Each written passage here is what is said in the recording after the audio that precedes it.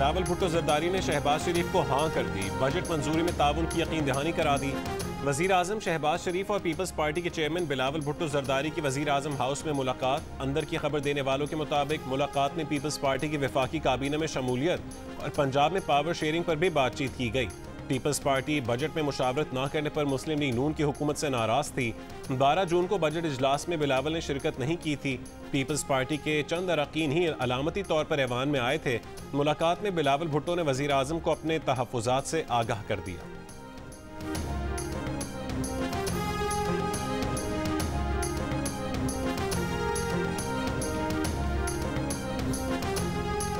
हुकूमत अदाद-ओ-शुमार में 2 नंबरी कर रही है। मुल्क में बेरोजगारी और अफरात ज़र में नुमाया इजाफा हुआ। मुल्क की फीकस आमदन में कमी आई है। कायदे इख्तिलाफ उमर अयूब का कौमी असम्बली में खिताब। कहा कि अवाम और पाकिस्तान के मुस्तकबिल के खिलाफ बजट इकोनॉमिक हिटमैन ने बनाया। बजट एक गैर कानूनी दस्तावेज है जो यहाँ पेश हुआ।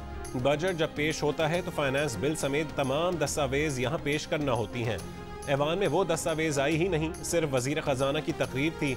50 साल में सबसे कम सरमायाकारी मौजूदा हुकूमत के दौर में हुई। सरमायाकार कानून की बालादस्ती न रखने वाले मुल्क में सरमायाकारी नहीं करते। इल्ज़ाम लगाया कि मोहसिन नकवी ने बतौर निगरान वज़ीर आला 450 अरब रुपए की गंदम इम्पोर्ट की। ये केयर टेकर नहीं, अंडरटेकर लोग थे। न अली अमीन की डेडलाइन, न धमकियां, न ग्रिड स्टेशंस पर एहतजाज, कुछ काम ना आया। खैबर पख्तूनख्वा में वफाक के शेड्यूल के मुताबिक 12 घंटे से ज्यादा लोड शेडिंग जारी। आज नौशहरा में PTI के MNA जुल्फ़कार खान का कारकुनों के हमराह पब्बी और तारोजा ग्रिड स्टेशन पर धावा। 12 फीडर्स की बिजली जबरदस्ती बहाल करवा दी। ग्रिड स्टेशन पर धावे रोकने के लिए वजीर तवानाई अवैस लगारी का वजीर दाखिला मोहसिन नकवी को खत भी काम ना आया। अवैस लगारी ने गुज़िश्ता रोज वफाकी वजीर दाखिला मोहसिन नकवी को खत में कहा था कि ग्रिड स्टेशन और अमले को तहफ़्फ़ुज़ फराहम किया जाए। KP में गैर मुतालिका अफराद को ग्रिड्स में दाखिल होने से रोका जाए। दूसरी जानिब महकमा दाखिला ने ज़िला इंतज़ामिया को खत लिखकर सूबे में लोड शेडिंग 12 घंटे से ज़्यादा न होने का जिम्मेदार बनाया। पेस्को से मीटिंग्स की हिदायत की, लेकिन पेशावर और डेरा इस्माइल खान समेत कई शहरों में लोड शेडिंग कम होकर 12 घंटे पर न आ सकी। शहरी परेशान। सूबे में बिजली के मामलात पर गुज़िश्ता रोज़ वज़ीर आला और मोहसिन नकवी के दरमियान राबता भी हुआ था।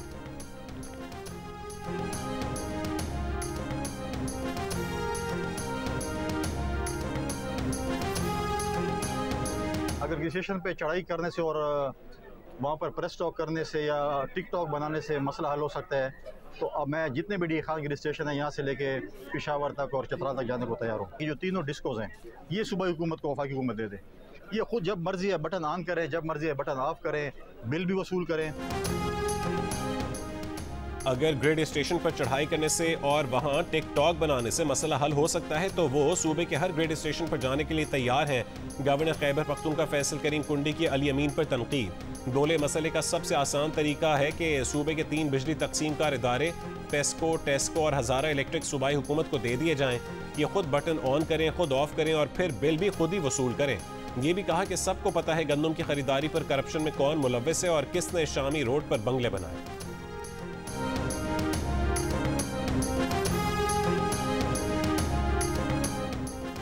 चार बटन ऊपर नीचे करने से कुछ नहीं होता, ये कंप्यूटराइज्ड निज़ाम है। वफाकी वज़ीर इत्तलात अता तारड़ का खैबर पख्तूनख्वा की सूरत हाल पर रद्द-ए-अमल।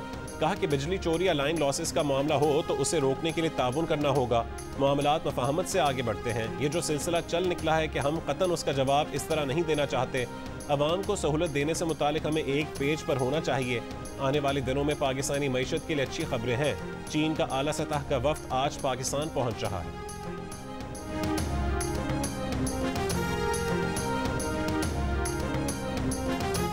अडियाला जेल में बानी PTI और बुशरा बीबी की मुलाकात। पार्टी रहनुमा शिबली फराज, रऊफ हसन, इंतजार पंजोता और खालिद खुर्शीद भी बानी PTI से मुलाकात करने अडियाला जेल पहुंच गए। PTI ज़राए का कहना है कि आज मुलाकात करने वालों में वज़ीर आला खैबर पख्तूनख्वा अली अमीन गंडापुर का नाम भी शामिल था।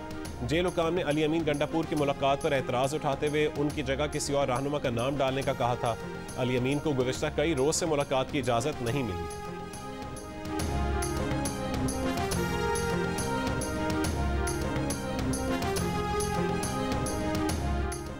पंजाब में हुकूमत और गवर्नेंस के निज़ाम में तब्दीली का फैसला। वजारत और महकमों की रीस्ट्रक्चरिंग होगी। मरीम नवाज ने 14 रुकनी कमेटी बना दी जो 60 दिन में सिफारिशात तैयार करेगी। खसारे वाले इदारों की डाउन साइजिंग की जाएगी। एक ही काम करने वाले इदारे जम हो जाएंगे। वजारतों का हजम कम करके सरकारी उमूर की अंजाम दही में आसानी की जाएगी। मरीम नवाज ने रीस्ट्रक्चरिंग की मंजूरी दे दी। मरीम औरंगजेब कमेटी की कन्वीनर होंगी। सऊदी अरब में जहां बहक हाजियों में 58 पाकिस्तानी भी शामिल हैं। जहां बहक हाजियों की तादाद 1000 से ज़्यादा हो गई। ज़्यादातर अमवात गर्मी की शिद्दत या गर्मी से हुई पेचीदगियों के बायस हुई। जहां बहक होने वालों में से 658 का ताल्लुक मिस्र और 68 का ताल्लुक भारत से है। उर्दन, इंडोनेशिया, ईरान, सेनेगाल, त्यूनिस और कुर्दिस्तान रीजन के शहरियों के अमवात की भी तस्दीक। सऊदी हुकाम का कहना है कि दौरान हज इंतकाल कर जाने वाले बेशतर अफराद हज वीज़े पर नहीं बल्कि सयाहती या विजिट वीज़ा पर थे। त्यूनिस और उर्दन की वजारत खारजा के हुकाम ने भी बेशतर जहाँ बहक शहरियों के हज वीज़े पर न होने की तस्दीक की है। वज़ीर आज़म शहबाज शरीफ का हुज्जाज कराम के जहाँ बहक होने पर इजहार अफसोस। पाकिस्तानी सफारतखाने के हुकाम को हुज्जाज कराम को तमाम सहूलियात देने की हिदायत।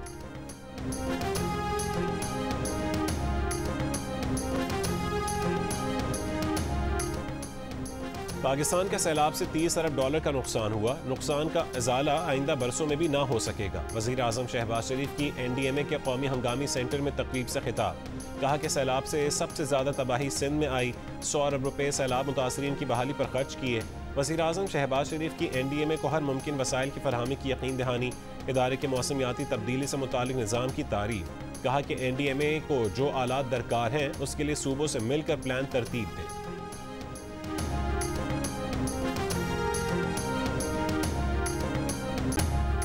भारत और पाकिस्तान के दरमियान बराह रास्त बातचीत की हिमायत करते हैं। तर्जुमान अमरीकी महकमा खारजा मैथ्यू मिलर की प्रेस ब्रीफिंग।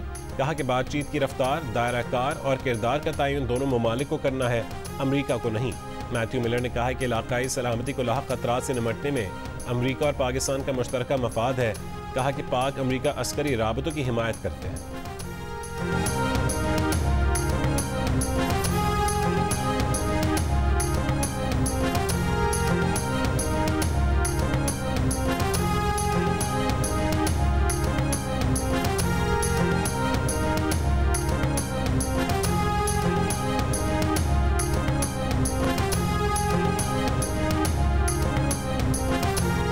लाहौर समेत पंजाब के मुख्तलिफ शहरों में गर्मी की शिद्दत में कमी। मौसम खुशगवार हो गया। कमालिया, पाकपतन, हाफिजाबाद और गिरदोनवा में बारिश से नशेबी इलाके ज़ेर-ए-आब आ गए। मुल्क के मुख्तलिफ हिस्से बदसूर शदीद गर्मी की लपेट में रहे। सबसे ज़्यादा दर्जा हरारत गवादर, सिब्बी और तुरबत में 48, पसनी 46, जैकबाबाद और लसबेला में 45, दादू में 44, चकवाल में 43, अटक, भावलपुर और सखर में 42, फैसलाबाद में 41, इस्लामाबाद और पेशावर में 39, लाहौर में 38, कराची में 37 और कोयटा में 36 डिग्री सेंटीग्रेड रिकॉर्ड किया गया। चीफ मेट्रोलॉजिस्ट लाहौर ने जून के आखिर से मामूल से ज़्यादा मानसून बारिशों का इम्कान जाहिर कर दिया।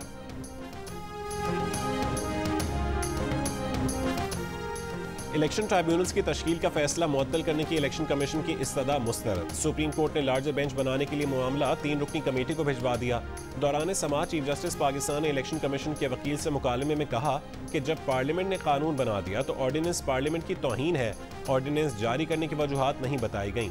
ऑर्डिनेंस लाने की कौन सी इमरजेंसी थी? इलेक्शन कमीशन कैसे सदारती ऑर्डिनेंस बना रहा है? इलेक्शन कमीशन कह रहा है कि इलेक्शन करवाना उसकी जिम्मेदारी है। हाई कोर्ट दूर रहे। समझ नहीं आया कि इलेक्शन कमीशन ने chief justice Lahore high court से बात क्यों नहीं की। आइन में कहीं भी नहीं लिखा कि किसी जज से मुलाकात नहीं कर सकते।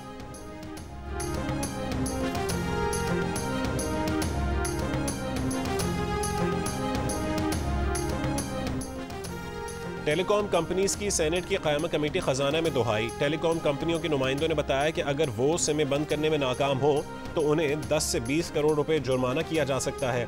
हुकूमत ने अपने टेलीकॉम कंपनीज पर लाद दिया। कंपनियों का ये काम नहीं है और ना मशवरा किया गया, बस उन पर लाद दिया गया। ये गैर कानूनी काम और गैर कानूनी जुर्माना है। कंपनियां कानून नाफिज करने वाला इदारा नहीं मगर उनसे वो काम करवाया जा रहा है। सख्त परेशान है। सेनेटर मोहसिन अजीज ने कहा है कि कंपनियों के नुमाइंदों की बात में बहुत वजन है, उनका मसला हल किया जाए। फारूक नाइक ने सवाल किया कि अगर कोई नॉन फाइलर है तो मोबाइल कंपनियां किसी तरह उसका टैक्स वसूल कर सकती हैं। चेयरमैन FPR ने बताया कि शनाख्तशुदा 24 लाख नॉन फाइलर्स में से सिर्फ 5 लाख की सिमें बंद करने का कहा है।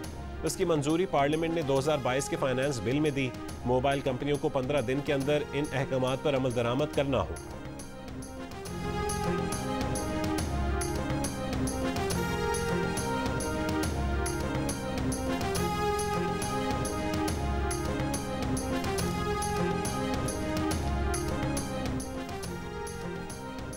सेनेटर फैसल वावड़ा ने इल्जाम लगाया कि एक SRO निकाला गया था, एक कंपनी को अरबों रुपए का फायदा दिया गया, SRO बाद में आया, गाड़ियां पहले मंगवा ली गईं। वो मामला उस वक्त के वजीर आजम के नोटिस में लाए तो उन्हें नहीं पता था, उस हुकूमत में भी ऐसा ही किया गया है। SRO बाद में निकला, दरामदात पहले हो गई। एक SRO मखसूस कंपनी को फायदा पहुंचाने के लिए निकाला गया। SRO के मुतालिक शायद वजीर आजम को भी इल्म नहीं है, किसी को पता ही नहीं कि ये पॉलिसी शिफ्ट कैसे हुआ। एक मखसूस तबके को फायदा पहुंचाने के लिए ऐसे इकदाम किए जा रहे हैं। PTI के सेनेटर मोहसिन अजीज ने फैसल वावड़ा को जवाब देते हुए कहा कि जब वो SRO आया था तो ये खुद वजीर थे, अंडर इनवॉइसिंग हुई थी। SRO और अंडर इनवॉइसिंग अलहदा चीज़ें हैं, तहकीकात होनी चाहिए।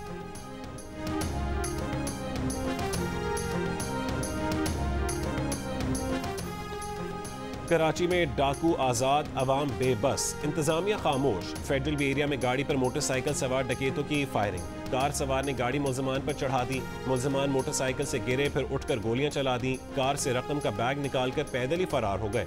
फायरिंग से 2 कार सवार जख्मी हो गए। गुज़िश्ता रात कोरंगी में LPG की दुकान में डकैती के दौरान मज़ाहमत पर बाप जाँ बहक बेटा जख्मी हो गया था।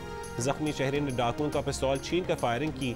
शहरी की फायरिंग से मुल्ज़मान जख्मी हालत में फरार हुए, जिन्हें अस्पताल में इलाज के दौरान गिरफ्तार। इस साल डकैती में मज़ाहमत पर 75 शहरियों की जानें जा चुकी हैं।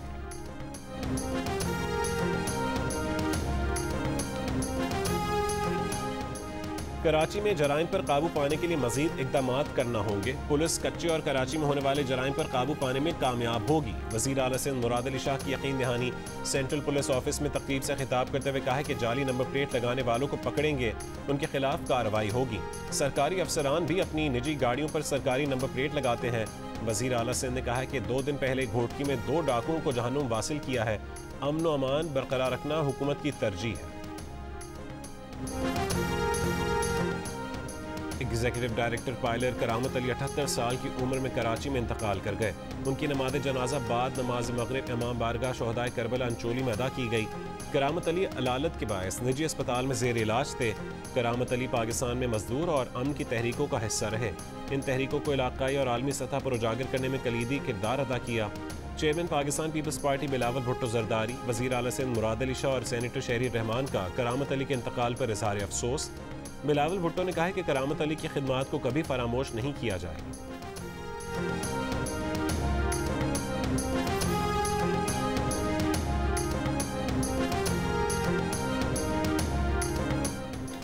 Human rights commission of Pakistan ने एक बयान में कहा है कि साबिक सदर लंडी कोतल प्रेस क्लब खलील जबरान के कत्ल का जान का धचका लगा। खलील जबरान को उनके घर के करीब नामालूम अफराद ने फायरिंग करके कत्ल किया। खलील जबरान ने कमीशन के साथ बड़ा काम किया, उनको अपने काम की वजह से कत्ल की धमकियां मिली थीं। खलील जबरान के कत्ल की फौरी और भरपूर तहकीकात की जाएं, उनके कत्ल में मुलव्वस अफराद का एहतसाब किया जाए, प्रेस को जिंदगी खतरात से आज़ाद होकर काम करने के मौके दिए जाएं।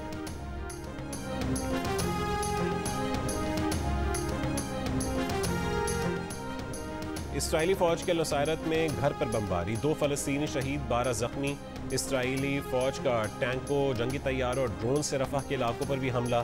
जंगी मॉनिटरिंग ग्रुप का कहना है कि हमास रफा शहर में इसराइली फौज के साथ फैसला कुन लड़ाइयों से गुरेज कर रही है। इसराइली फौज के तर्जुमान ने कहा कि हमास एक नजरिया है, हम किसी नजरिए को खत्म नहीं कर सकते।